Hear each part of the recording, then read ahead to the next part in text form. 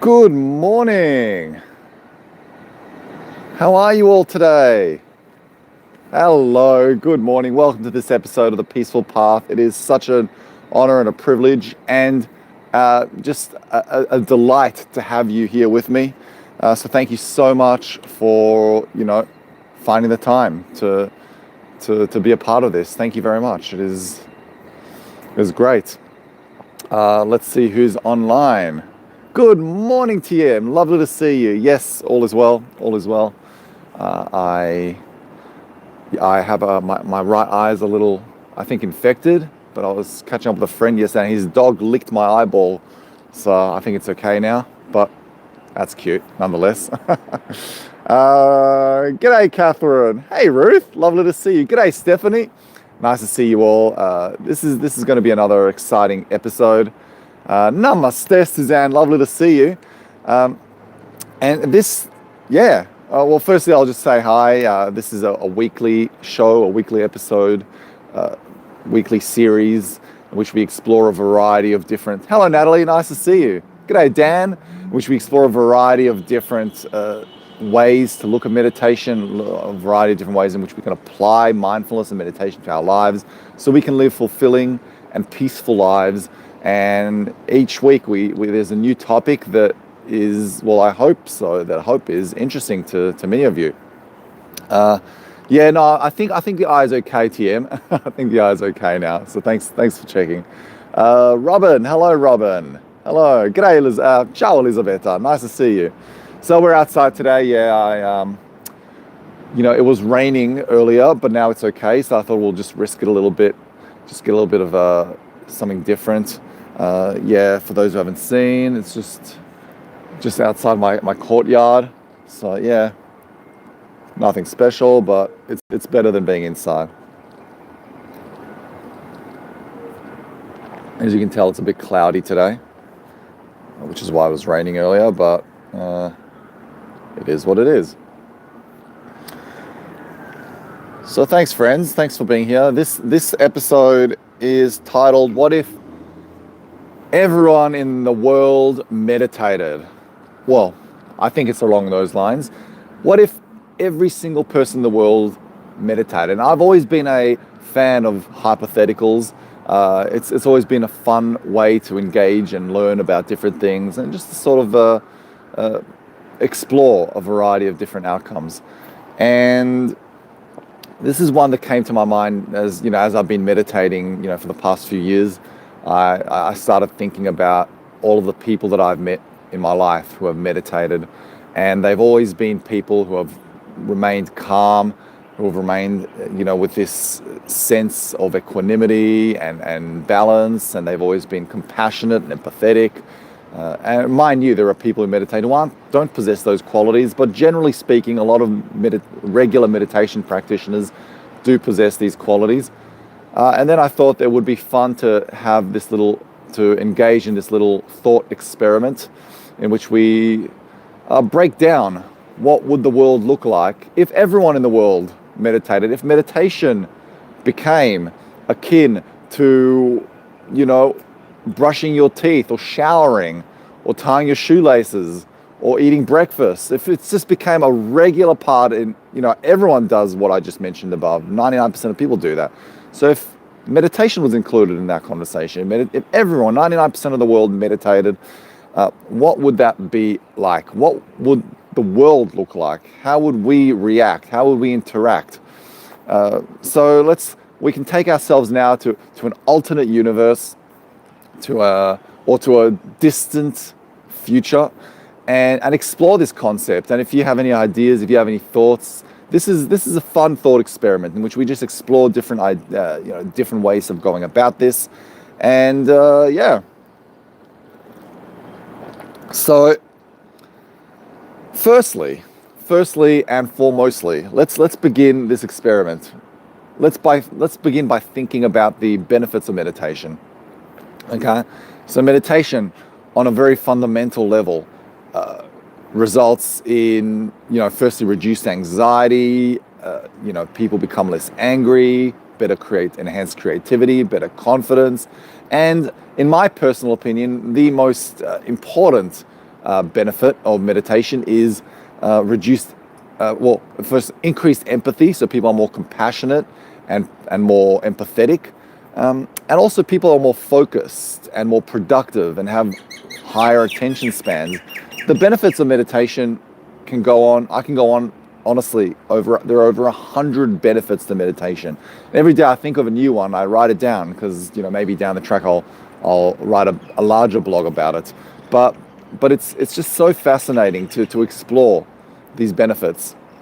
So in this world, in this hypothetical thought experiment, let's start from the very basic way of looking at it. Let's start at the local level, at the communal level. So if everyone in the world meditated, well, firstly, neighborhoods would be a lot safer, right? So people would be a lot friendlier to each other. They'll be greeting their neighbors more often. There would be more involvement within the community. People would be coming together and working together. I think people would be a lot less judgmental of each other. Crime would be a lot lower, right? Because those people who would have otherwise been criminals are regularly meditating. And by meditating, they gain more perspective and they reflect more and they understand that doing so can affect other people negatively, which stems from having more compassion and empathy. So that wouldn't happen on a local level. The streets would be calmer. Police would be a little more bored, but it would be necessary to have police regardless, right? Because there will be that 1%. There will be people who may break the law here and there, but I think it'll be a lot less common. Okay. Let's see. So I think that workplaces would be more productive. Okay. I think people in the workplace would be more committed to their jobs. They would have better relationships with their co-workers.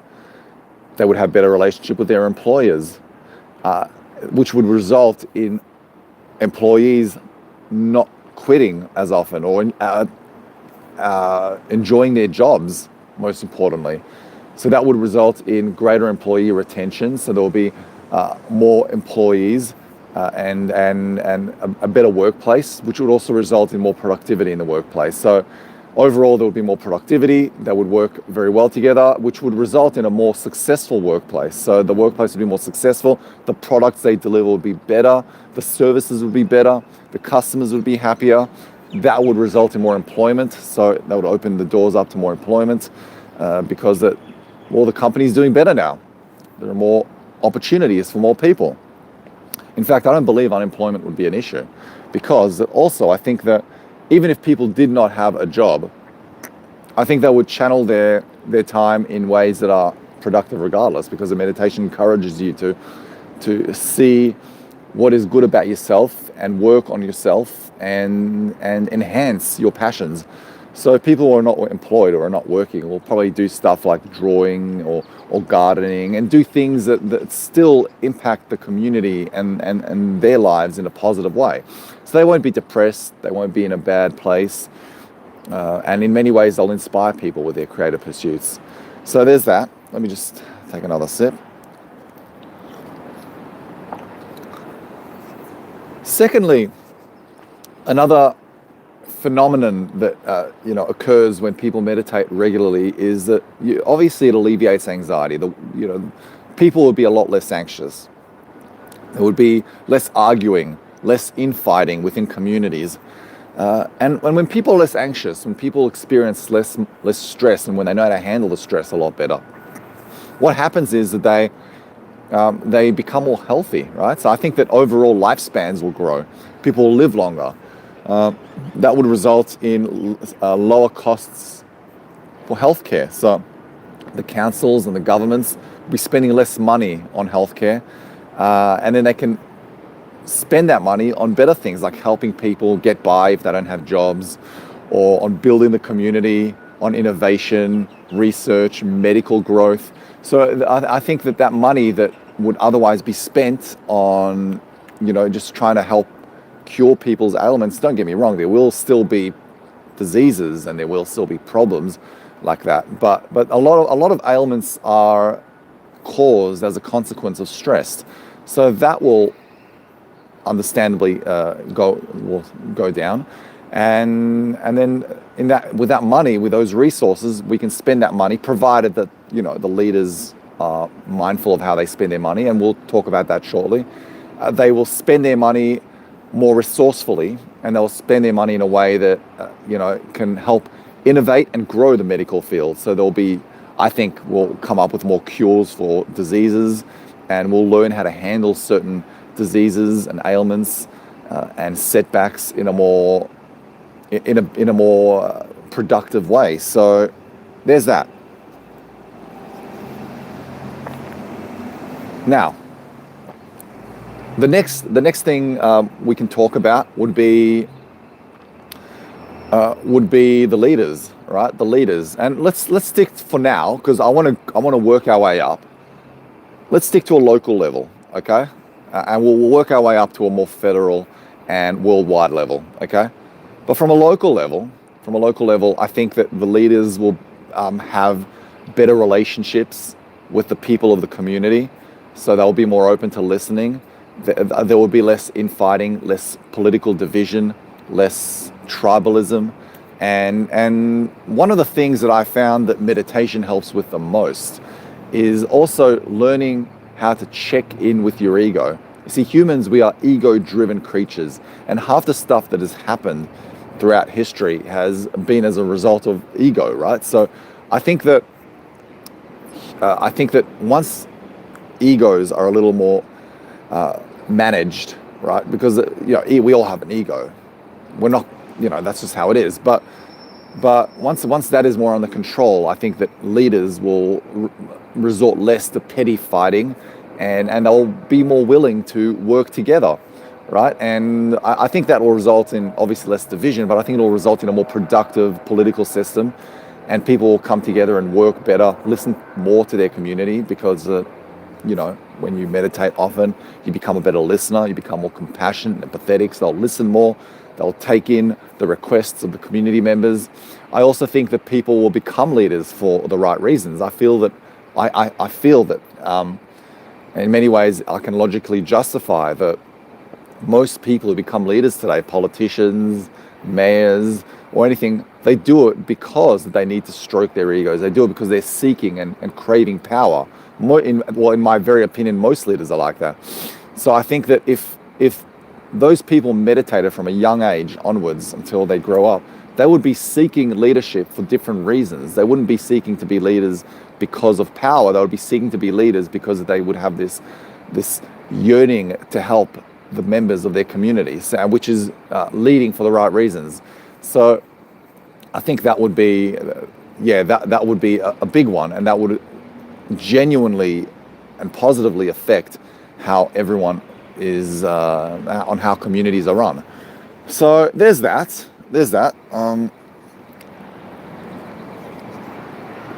So the leadership would be more effective, and people would work well together. That would result in more productive communities, safer communities, a higher GDP, and less poverty as well, because the people who meditate would have, they have better discipline, they work, they have more emotional intelligence, and they are more able to make better decisions, and people who meditate regularly are less impulsive, so they'll make less impulsive choices, and they will do things that are better for them in the long term. So I think poverty would be a lot less common in society. Now let's move on to a federal level. From a federal level, I think, again, it goes back to leaders having less ego. I think that they would work together more effectively. I think there will be a lot less tribalism. And one of the things that bothers me the most about today's world is that, we do have different political parties, and I think that's actually very healthy. I think it's very healthy to have a left and a right who have different opinions, and I think that it's also healthy to have them go into power at different times, because we need the balance, right? We can't just have one party in power forever. I personally think that it's important to have balance. That's just my personal opinion. But I do find that sometimes the tribalism that we have in our society, the tribalism can be a little toxic, and we can really we can channel our love for our political parties in a very toxic way, in a very divisive way, in a very hurtful way, and we can really we can isolate and distant members of our communities like that. I've seen families get torn apart because they have different political opinions. I've seen friends not want to talk to each other because of stuff like that. And it is a shame. It is a shame that people can't sit down and have conversations about why they disagree on certain political points. And it is a shame that people cannot have these conversations. And it is because that they are so attached to their ideologies. They're so attached to those groups, to those tribes, to those parties that they are so devoutly part of. And I think that that is a huge setback for us as a society. And we see it in today's world. We are very divisive. We are very divided. So I think, back to meditation, I think that when we meditate more often, when people are more engaged in meditation as a regular practice, we will become a little more thoughtful, we'll become better listeners, we'll become a little more calm, well, we'll become a lot calmer, and more able to control our emotions. So I'm trying not to sneeze. So if people do, express to us an opinion that we may find ludicrous, that we may find that is a little bit out of touch with our core belief system, we will not just jump into defending ourselves and our parties and our political point. We'll listen to them and we'll seek to understand where they're coming from, and we'll have a conversation. We'll have a very rational and reasonable conversation with them about where they're coming from. And I think that as people, we will reach middle ground. I think the problem doesn't lie in the leaders in many ways. I think it lies in the communities. I think we need to get along first, because it all starts from the bottom. So if the whole world meditated, I think there would be less fighting within communities, within countries. I think there would be less division in that sense. And as Robin said, less anger, okay? Because one of the major benefits of meditating regularly is that it helps you manage those emotions that seem to take over and without us even knowing. So people would feel less angry about others having different opinions to them. Let's see what Fatima just wrote. People would know themselves better, which would help the community. Exactly, they would understand themselves a lot better. Remember, one of the core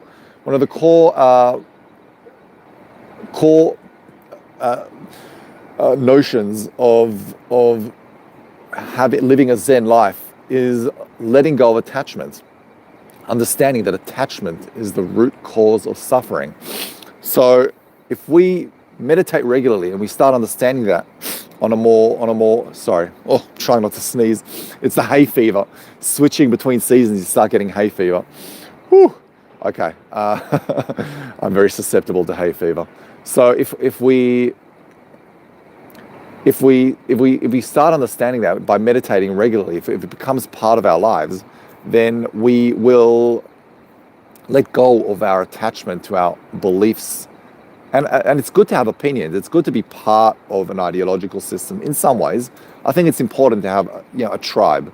As humans, we're hardwired into being tribal. But I think that there is a difference between tribalism and toxic tribalism. And I think we can have our groups and our parties, but I think what really can make a difference is if we identify with our groups and then we just listen to each other and then we solve things together, as opposed to yelling at each other, dismissing each other's opinions, claiming that ours are the more superior opinions without wanting to hear the others. And then that's just basically how it goes. And then it's just basically just like that. There's no authenticity. There's no willingness to solve a problem together as a community. So I think we will have that if everyone meditated. Needless to say, I think that on a worldwide, global level, I think that world leaders will work better together. And my friend who has the dog that I caught up with yesterday, I mentioned that to him, and I was very excited about today's topic. So I mentioned to him that we're going to be talking about that today. And he was like, wait a second, that's impossible. World leaders all have egos. And he put me on the spot. He said to me, name one world leader who doesn't have an ego. And I honestly did not have an answer. But But I could name, I could think of world leaders who did do good, right? I can think of world leaders who generally came across as kind and had good intentions. But you're right. In most cases, world leaders do have egos. So his argument was that, people who seek positions of leadership tend to have egos in general. But my argument, my retort to that was that when people meditate from a young age until now, then they will start seeking positions of leadership for the right reasons, not for egotistical reasons, but for reasons that transcend ego, for reasons that, go as far as just wanting to see the community. You become so empathetic, you become more caring and more willing to see other people thrive and grow and be happy, that becomes your reason to wanting to be a leader. You believe that if you become a leader, you want to see, whereas the reality of it is, and I hate to say it, that for someone to become a politician, you have to have an inflated ego. You have to want to, a lot of leaders think that they have, it's an ego thing. And some of you may not want to admit it, but that's just the truth. So if people meditated regularly, as Robin said, they would be more authentic. And yes, now Fatima brought a great topic, families. You're right, you're 100% right. And actually that's something that I should have mentioned. Let's go all the way back and let's magnify ourselves into families, into homes. Great point, Fatima. So if the whole world meditated, there will be less domestic violence, there will be less fighting in the families. I think families would work very well together. I think families would there would be a better relationship. Everything would flow better. Parents would work better, would work as a team into raising their kids. I think kids would grow up in a more peaceful environment, and that would result following remaining generations. That would result in the kids and their grandkids being peaceful, and I think it would be a huge benefit to families as well. So, and that would also result in more peaceful communities. When you grow up in a very peaceful family, when you grow up in a family that encourages you to speak your mind authentically, and when you grow up in a family that shows you that they can listen, that you can listen, that listening is important, and listening becomes a very important part of your life, and you become focused and dedicated, there will be a lot less family estrangement or less family altercations, and it will just be a more fluid relationship. So 100%, that's a great point. Now, I'll answer your question in a second, Suzanne. Let's go as high as possible. World leaders interacting. I think there would be less ego. I think world leaders would negotiate a lot better. I think that, think of all the war that's happening in this world, or that has happened in this world. Think of all the, countries that don't want to interact with each other, that refuse to hold diplomatic relations with each other over petty things. Think about that. I think that would be resolved very, very fast, because the people who meditate regularly can sit in a room, can listen to each other, they can offer alternatives, they can negotiate more effectively, and most importantly, they can understand where the other's coming from. There is no ego, and I feel that because of ego, a lot of countries hold back from coming to effective negotiation outcomes. So I think that on a worldwide scale, and this is a huge statement, I think there would be no war in the world. So I think that if the entire world meditated, it would result in a global peace, firstly, but it would result in just, an incredibly advanced civilization that would advance extremely fast, because the focus is now not on fighting with each other. Imagine a lot of people who fight, imagine if they invest that energy into curing diseases, or into coming up with solutions, inventions that help people, or into helping people who are disadvantaged. Oh my God, we would almost have a perfect world, as Suzanne said. It's incredible. Now, Suzanne asked me, any idea what percentage of world population meditates currently? That's a great question, Suzanne. You know what? I never actually looked into the current percentage of world population. But I'm going to assume that it is a very small amount. I'm going to assume that it's about 15 to 10% at best. That's just my personal opinion. I think that we have a long way to go before we can achieve anything close to that. And I think it all starts with the next generation. And that is my honest belief. I think we can get there, but I think we need to really start small with the younger generation. And yeah, but I think it's a very small percentage. I don't count religious prayer as what I'm talking about, because I think that I think people need. When I think of meditation, I think of just mindfulness meditation. I think that to me is the answer, or transcendental meditation, or loving kindness meditation. Oh my God, if the whole world practiced loving kind metta meditation on a regular basis, I mean, empathy would be our biggest strength as a civilization. But so, yeah, that's what I'm talking about. So I'm not talking about religion, and I'm not talking about praying, because even though that is meditation, it is not the meditation that I believe can bring change to the world, right? Because we've seen religions fight each other. It hasn't proven, religious meditation hasn't proven to solve any solutions in that sense. I'm talking about mindfulness meditation that is designed to help us cultivate empathy and bring about a greater and more compassionate side of us. So that's what I'm talking about. Let's see what TM says. Most have inflated egos and the need for power and control. 100% TM. Even the politicians that you guys may like, they all have inflated egos. In fact, most humans have inflated egos. Most people, heads of companies, most people have egos. There's nothing wrong with having an ego. I think an ego helps you see yourself in a positive light and helps propel you and makes you believe in yourself. But I think when you become too attached, when the ego becomes cemented in your identity in a way that you become everything about yourself, I think that can be a problem. I really do. And I think that we just have to learn to see ourselves in a positive light. We need to believe in ourselves. That doesn't mean that you have an ego. It just means you believe in yourself. You have confidence in yourself. But you also have to understand there are people out there. You have to love your neighbors. You have to love the people around you. And I think that is,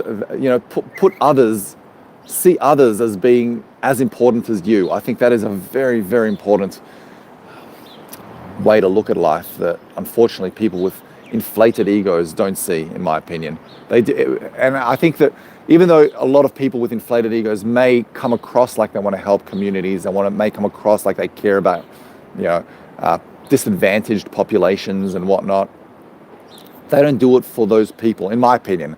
They do it because it makes them seem good. So I think that if world leaders genuinely cared about disadvantaged populations, about people who need help, and about enhancing and growing the community, if they genuinely cared, it wouldn't be about them. They would do whatever it takes, by whatever means necessary, to ensure that these people, even if it came down to negotiating or being on good terms with the opposition, it wouldn't be about them. It wouldn't be about their parties. It would be purely about society, because it's not about ego anymore. So the environment would benefit so much because people would become more aware of the issue. Exactly. People would become more aware of it. People would become more understanding, and people would have more perspective. They would be more willing to work together. So look, to me, this is one of the most fascinating and ambitious thought experiments, because I don't think that, realistically speaking, I don't think it'll happen in our lifetime. But I think it is possible to happen, and it can only happen if we start from schools. We start building this mentality in schools. When I was a kid and I went to school, I was taught how to brush. It's funny because in one of my classrooms, they brought in a dentist to the classroom, and the dentist showed us how to brush our teeth properly when I was 10 years old.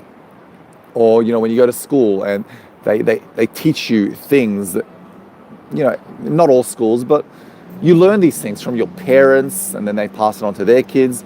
So if meditation became something that was perceived as an act of importance to us, then we would have a need, we would have an urge, we would have a motivation to incorporate it into our lives, as we do when we brush our teeth, as we do when we exercise, right? When we do a lot of things, right? It's important.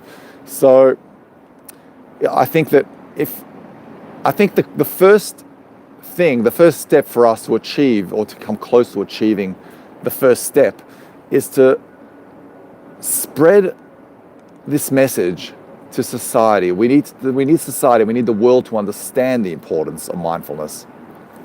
I think that once the world starts understanding, just like, again, I'll go back to creating the equivalence of brushing one's teeth. Just like you would, the reason you brush your teeth is because you understand why it's important. You understand that if you do not brush your teeth, it would result in tooth decay, the loss of your teeth, or yellow teeth, or whatever it is that may put you off, not wanting to brush your teeth.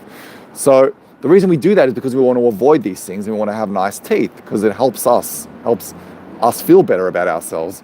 So if we can understand the value of meditating, we can understand how meditation can positively impact our lives, not just as a thought experiment, but as a fact. Like, it is a fact that meditation helps our lives grow and helps our lives flourish, and it helps us advance as humans. Not only that, then we will have a greater motivation, a greater need to follow through with it. If you don't understand the need, if you don't understand why it's important, you're not going to do it. The reason I think a lot of people don't meditate is because they don't understand. They don't understand that by meditating, they can change their lives. They don't understand that meditation can actually propel them to a better life. And I understand why, because it's nothing that they never thought of. It's foreign to them. I get it. I was one of these people. I never used to look at meditation and think that it's a profoundly impactful practice, right? You could have told me that exercise is, and I would have believed you. And in fact, if you go to schools now, almost every school has physical education. They have some sports class. They encourage kids to exercise, right? And I think that's important. But imagine if schools, as part of their curriculum, had mindfulness as part of it. Just as they have physical education, they would have mindfulness education. Imagine if that was as integrated to schools as physical education. I think that would be, good night, Elisabetta, lovely to see you. I think that would be a profoundly impactful notion. Let's see what Suzanne, everything you say makes a lot of sense, Alex, and I agree 100%. But isn't it also wishful thinking? Yeah, look, it is wishful thinking, and it is a thought experiment. But I think the reason I brought this up is because I think that it's important for us to understand how impactful meditation can be on our society, on us as people. If we meditate, I think that it can change the world. And I think that if we start seeing it in that sense, then I think that if we spread this message, and if somehow politicians start adopting this message, I think that it could be a good first step into motivating society to welcome meditation as a regular part of society. So I think that's important. But it is wishful thinking. You're right. It is a hypothetical. It is a thought experiment. Ruth is saying there is a lot of talk of mental health, but no one does anything towards it. Yes, 100%. And then TM says, Ruth, so true, and never enough funds, money in our communities for that. Unfortunately, you're 100% right, TM. The thing that saddens me the most about how politicians distribute the budgets is that very little goes into prevention, very little goes into enhancing the mental health of communities and into encouraging and empowering members of the community to feel better. Very little goes to that. And I think that it's sad. I think that it's very sad that we don't have this conversation more often, that we don't encourage. It's almost like going to see a psychologist is a very taboo thing, whereas I don't think there's nothing wrong with it. Ultimately, it's such an important thing that we should do. So And we should encourage people to go see a psychologist, but people are so embarrassed to even admit that they see a psychologist. Like things like these, very little is put into mental health. So look, I think my solution to this, the reason I bring this up is because I believe I wouldn't bring this up if I believed that this is not a realistic notion. I believe that this can happen. I believe that it is strongly possible that we can achieve this. Again, it's not likely that we'll achieve it in our lifetime because it's a generational thing. So I think we need to focus now on this generation, the upcoming generation, and we need to implement it into our schools, and we need to focus on encouraging the next generation to be more mindful, and then it'll result, who knows, in a few years, who knows how it'll end up. Could be very positive. If you have any questions, feel free to ask. Let's see. Robin's saying we have to start somewhere. 100%, Robin. Oh, the sun is now strong. 100%. We have to start somehow. Exactly, or somewhere. Kathy's saying the world would be a better place. 100%, Kathy. It would be a better place. It would be a more pleasant place for us to live in. And yeah, we can only keep having these conversations and encouraging people to feel inspired by them, right? We have to believe it is somehow possible. We certainly do. We certainly do. And look, at the end of the day, this is just a fun little conversation. It's something that I thought of actually a few months ago as I was driving to the Great Ocean Road. While I was driving, sometimes I don't listen to music. Oh my God, the sun has just come out. Sorry guys, just 1 second. Oh my Lord, give me 1 second. Oof, the sun is very, very strong. It's in my eyes. Yeah. So, let's sit here. That's better. Yeah. That's better. So, yeah. Let's see. But anyway, I want to thank you all for being a part of this incredibly interesting topic. I hope you enjoyed this. If you have any more questions, feel free to, or if there's anything you want to add, I would love to hear your thoughts. But otherwise, it's very important to have these conversations. It's very important for us to acknowledge not only the importance of meditation and mindfulness, but acknowledge how it can benefit us and the greater, more global impact it can have on our lives. You're welcome, Natalie. You're absolutely welcome. Thanks, Suzanne. I appreciate it. I'm glad that you enjoy the topic. Obrigado, Fatima. You're welcome. You're welcome, Robin. So yeah, thank you, and hope you guys are having a great day. And I'll see you this week if you are around. Come join us on Insight Time. I've got a meditation. Next week we'll be doing a Zenful meditation. We'll be going to the botanical gardens again, exploring more of nature and meditating to nature. Let's quickly catch up on some of the comments. So let me just have a quick look. Thank you, Cheryl, for the love hearts. You're welcome, Kathy. Lovely. Always lovely to have you here. Excellent, Natalie. Thanks for being here. Suzanne saying, by the way, what is heartful meditation compared to mindful meditation? Great question, Suzanne. So mindful meditation is when you're just being mindful of whatever's going on, either in your body or whatever's happening around you. A heartful meditation is when you're actually listening to your heart, when you're being very aware of how you're feeling, when you're being very aware of how others are feeling. And in many ways, it's opening up your heart to other people and to the world. So that's a heartful meditation. A heartful meditation is when you take in everything, you take in your how you truly feel, and you just open your heart to other people. In many ways, it is tied in with a loving kindness meditation and with a metta meditation. So that is a form of heartful meditation. Great question, Suzanne, as always. So many still to think of a meditation mumbo. So many still to think of meditation a mumbo jumbo. Yeah, definitely, Ruth. 100%.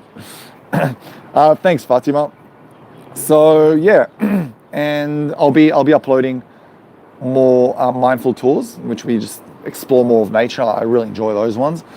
So thank you. Thanks, my friends. I love you guys. I truly do. And I really, really appreciate you.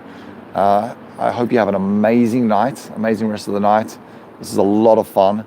And that was a very, very interesting thought experiment and hypothetical. And we'll chat soon. Speak soon. Big hug. Oh, that was a big squeeze. And I'll chat to you soon. Lots of love.